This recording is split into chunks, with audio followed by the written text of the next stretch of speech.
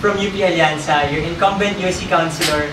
I'm AJ Montesa, now your USC Vice Chairperson. At ako naman ang incumbent USC Vice Chairperson, now your USC Chairperson, JP Las Nieves. Nakita natin nung nakaraang taon sa bagong USC na posible pala na ang USC ay maging malapit sa estudyante at nakikinig at critical sa mga issue. Pero syempre, gusto natin ngayong taon, pagpatuloy natin ating mga nasimulang pagbabago at sama-sama pa natin ito kikitan.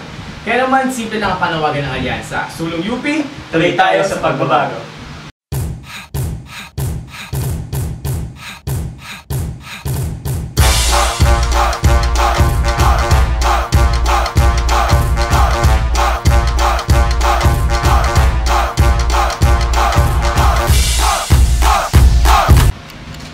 General Visita Grand Reform. K-12, education. Quality, accessible, and relevant. LGBT Pride March. Pacman versus Mayweather Fight of the Year.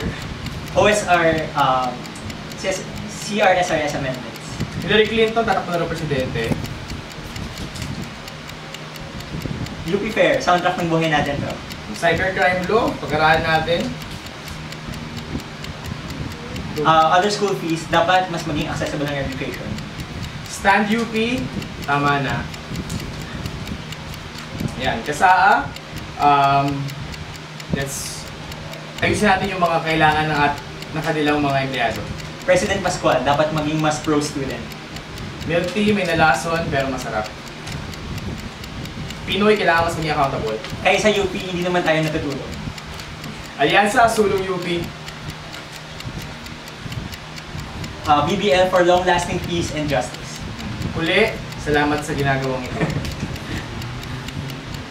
Incumbent USC, nagtatali na posible na isang bagong USC.